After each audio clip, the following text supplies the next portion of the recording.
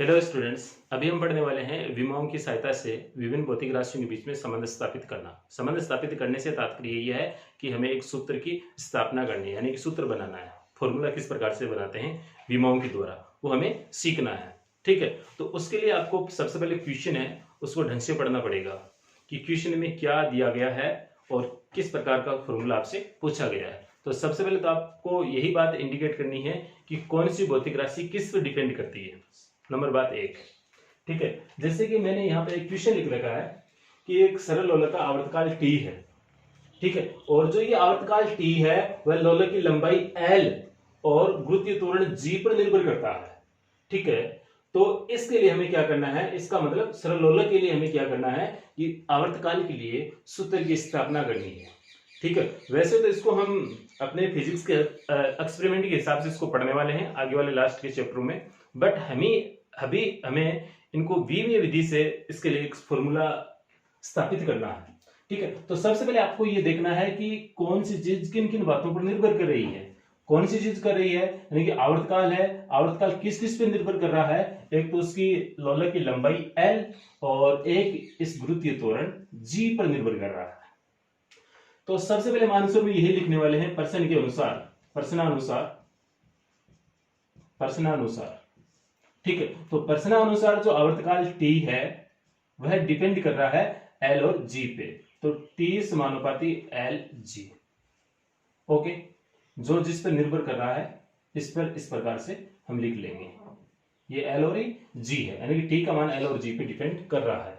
ठीक है, और विमाओं की सहायता से यदि लिखना चाहेंगे तो आपको इस पर क्या लगानी पड़ेगी, घात, l की घात a और g की घात में क्या लिख रहा हूं, b। ठीक है, सिंपल है इतना। अब देखें आप कि t इज इक्वल्स टू, यहाँ पे समानुपाती चिन्ह को उठाने के लिए आपको एक नियतांक लेना पड़ेगा k, l की घात a और g की घात b। ठीक है, अब आपको क्या करना है, यहाँ पर विमाओं की सहायता से दोनों पक्षों की हमें तुलना करनी पड़ेगी। ठीक है, तो सबसे पहले हम लिख लेते हैं t की विमा,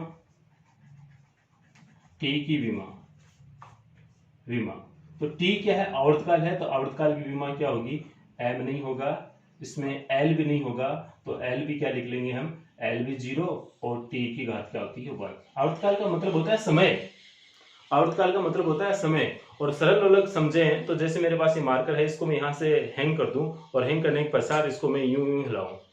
ठीक है, तो ये वाली जो गति है इसकी क्या कहलाएगी, सिंपल तरीके से समझने के लिए क्या है, सरल लोलक बन जाएगा ये, और इसकी जो गति है सरल आवर्त गति। ठीक है, तो अब यहां से लेकर ये यहां से चला, यहां से यहां गया, वापस यहां आया और यहां पर आया, यानी कि एक पूरा चक्कर लगाया इसने, यानी कि यहां से चला, यूं गया, यूं आया और वापस यूं आया, तो यानी कहने मतलब एक चक्कर पूरा हो गया इसका। तो एक पूरे चक्कर में जो जितना समय लगता है उस समय को ही हम क्या बोल रहे हैं, आवर्तकाल बोल रहे हैं। ठीक है, तो टी की विमा हमने लिख ली, फिर एल की विमा, एल क्या है, यहाँ पे लंबाई है, एल क्या है, लोलक की लंबाई, और लंबाई की विमा क्या होती है, L1 होती है, L1। ठीक है, फिर G गुरुत्वीय त्वरण, यानी कि G की विमा, ठीक है। अब गुरुत्वीय त्वरण है या अकेला त्वरण है, ठीक है, कोई सा भी तो त्वरण है, तो प्रत्येक त्वरण के लिए जो विमा होगी वो क्या होगी, सेम होगी, क्या होगी, L1 T-2। अब विमा किसकी क्या कितनी होगी वो आपको पता होनी चाहिए। ठीक है, अब ये सब विमय हैं, अब इसमें हम रखने वाले हैं। ठीक है, इक्वेशन 1 डाल दीजिए समीकरण 1 से। ठीक है, तो t की विमा m0 l1 l0 और t1 इक्वल्स टू, इस इक्वेशन की विमा k क्या एक नियतांक है, नियतांक की विमा नहीं होती है, l की विमा लिख दीजिए, तो l की विमा क्या है, l1, घात कितनी है ऊपर a। फिर आप लिख दीजिए g की विमा, लिख दीजिए g की घात b की जगह आपको क्या लिखनी है, g की विमा लिखनी है।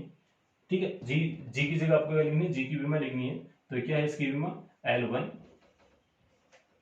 और t-2 और घात क्या है इस पर b। ठीक है, इसको थोड़ा सा रीअरेंज कर लीजिए, तो m0 l0 t1, ठीक, सेम लिखा मैंने, इज इक्वल्स टू, अब 1 और ये a, तो a से इसको मल्टीप्लाई करेंगे तो क्या हो गया, a, 1 को b से मल्टीप्लाई करेंगे तो lb और -2 को b से मल्टीप्लाई करेंगे तो t की घात -2b। इस प्रकार से इन विमाओं को इस प्रकार से हम लिख सकते हैं, ठीक है, घात अंदर मल्टीप्लाई करके। सिंपल मैथमेटिक्स है, ठीक है। अब यदि आधार समान है तो घातें जुड़ जाती हैं। यहाँ पर इसकी और इसकी जो आधार एल है वो समान है तो घातें क्या है, a प्लस बी। तो ये a और दोनों क्या हो जाएंगे, जुड़ जाएंगे, नहीं a प्लस बी और t की घात -2b, ठीक है। अब हमें क्या करना है, दोनों पक्षों में घातों की तुलना करनी है, ठीक है।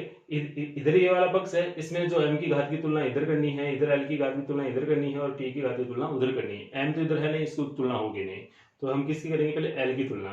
l की विमा की तुलना करने पर, l की विमा की तुलना करने पर, तो m की विमा की तुलना करने पर कैसे लिख सकते हैं, देखिए इधर क्या है, बराबर की इधर क्या है, l की विमा 0 है, ठीक है। इधर क्या है, a प्लस b है, ठीक है। और b को मैं इधर लेके आऊंगा तो इसका मान क्या हो गया, या फिर a इज इक्वल टू क्या हो गया, -b। इसको आप इक्वेशन डाल दीजिए 2, ठीक है। फिर इसी समीकरण की सहायता से आपको क्या करनी है, t की विमा की तुलना करनी है। तो t की विमा की तुलना करने पर, तो t की विमा बराबर की उधर कितनी है, 1 है, इज इक्वल टू t की विमा इधर कितनी है, बराबर की इधर कितनी है, -2b है, -2b है। तो यहां से b की वैल्यू ज्ञात करनी पड़े आपको, तो b की वैल्यू क्या हो गई, ये -2 इधर जाएगा तो क्या होगा भाग में, तो 1/2। तो b की वैल्यू आपके पास में कितनी आ गई, -1/2, ठीक है। इसको आप इक्वेशन दे दीजिए 3। समीकरण 2 से यदि आपको a का मान ज्ञात करना पड़े तो a is equal to minus, और इस b की जगह हम क्या लिख सकते हैं, -1/2, -1/2। तो a इज इक्वल टू क्या हो गया, 1/2, ठीक है। और b इज इक्वल टू क्या हो गया, -1/2। ये जो दोनों मान हैं, ये दोनों मान यानी a का मान और b का मान आपको पुट करने हैं इक्वेशन 1 में, ठीक है। समीकरण 1 में a व b का मान रखने पर, समीकरण 1 में a व b का मान रखने पर, इस पे मान रख दीजिए, तो मैं लिख रहा हूं। तो t is equal to k, पहले क्या l की घात क्या है 1/2, और फिर क्या है g की घात क्या है b, और b का मान क्या है -1/2, यानी -1/2। अब आपको पता होना चाहिए कि किसी भी संख्या की घात 1/2 है तो इसको हम क्या लिख सकते हैं, रूट अक्स, ठीक है। और यदि अक्स की घात -1/2 है तो इसको हम कैसे लिख सकते हैं, 1/अक्स की घात 1/2, यानी कि इसको हम नीचे लेकर जाएंगे तो घात क्या हो जाएगी, प्लस की हो जाएगी। तो इसका मतलब क्या हो गया, 1/√अक्स, यानी अक्स की घात -1/2 का मतलब क्या हो गया, 1/-√अक्स, और अक्स की घात 1/2 का सीधा है √अक्स, ठीक है। तो यहां से हम इनको क्या लिख सकते हैं, इस प्रकार से लिख सकते हैं, t is equal to k, और l की पावर 1/2 है, g को मैं नीचे लेकर जाऊंगा तो ये पावर क्या हो जाएगी, इसकी प्लस की हो जाएगी, तो g 1/2, और 1/2 और 1/2 को हम क्या लिख सकते हैं, रूट में लिख सकते हैं। तो फॉर्मूला क्या हो गया हमारे पास में, t is equal to k √L/g। ये सूत्र बन गया, सूत्र की स्थापना हो गई, ठीक है। तो यहां पर आपके सामने एक दिक्कत आएगी कि k है उसकी वैल्यू हम कितनी रखें, ठीक है। तो सरल लोलक के लिए जो k का मान होता है वो होता है 2π। सरल लोलक के लिए ये आपको याद रखना पड़ेगा, सरल लोलक के लिए k इज इक्वल टू 2π। अतः यह वाला फॉर्मूला क्या हो गया ढंग से, t is equal to 2π√L/g। Simple है, ठीक है। तो इस प्रकार से ये वाला मान हम प्राप्त कर लिया आपने, यानी कि आवर्तकाल के लिए सूत्र की स्थापना कर ली। फॉर्मूला क्या है, t is equal to 2π/√Lg, ठीक है। अब यहां तक आप कर सकते हो। कुछ भौतिक राशियां ऐसी होंगी जिनके लिए आपको k का मान पता नहीं है, तो आप यहां पर सीधा k लिख सकते हैं, सीधा हम k लिख सकते हैं। ज्यादातर कंडीशन में k की वैल्यू कितनी हो जाती है, 1 होती है, ठीक है। अब k की वैल्यू 2π है या 1 है, कितनी है, वो डिपेंड करता है कि उस फॉर्मूले की जो मेन जो डेरिवेशन हमने की है, ठीक है, जो वैज्ञानिकों ने जो एक्सपेरिमेंट किया है, एक्सपेरिमेंट के आधार पर जो नियतांक उन्होंने फिक्स किया है उस पर डिपेंड करता है। ठीक है, वो तो इसके लिए हम देखेंगे आगे वाले चैप्टर में। सरल लोलक के लिए हमारे पास में डेरिवेशन है, ये वाला फॉर्मूला हम दूसरे तरीके से ज्ञात करेंगे, तब वहां पर आपको 2 पाई का चक्कर उधर नहीं मिलेगा। ठीक है, यहाँ पर क्योंकि आप पहली बार पढ़ रहे हैं सरल लोलक के बारे में, तो आपने फॉर्मूला पहले नहीं देखा है, तो आपको पता नहीं है इसके बारे में। यदि कोई बच्चा रिपीटर है, यदि उसने 11th क्लास की पूरी फिजिक्स पढ़ रखी है, तो उसको आसानी से समझ सकता है कि हाँ इसके लिए 2 पाई आएगा मान।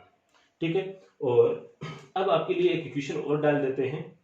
ठीक है, अब आपकी स्क्रीन पर जो 2 क्वेश्चन आ रहे हैं उनको नोट कर लीजिए, और उनके आंसर ये जो नीचे व्हाट्सएप नंबर आ रहे हैं इन पर आप मुझे भेजिए। यानी कि आपको पहले फेयर कॉपी में करना है पूरा काम, और उसके पश्चात आपको उसकी फोटो खींच के मुझे सेंड करनी है, ताकि मुझे पता चले कि कितने बच्चे पढ़ रहे हैं और नहीं पढ़ रहे हैं। ठीक है, फिलहाल इस वीडियो में इतना ही मैटर है।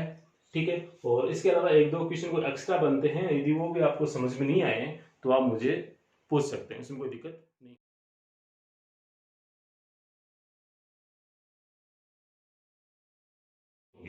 ठीक है, फिलहाल इस वीडियो में इतना ही है, और वीडियो देखने के लिए थैंक यू।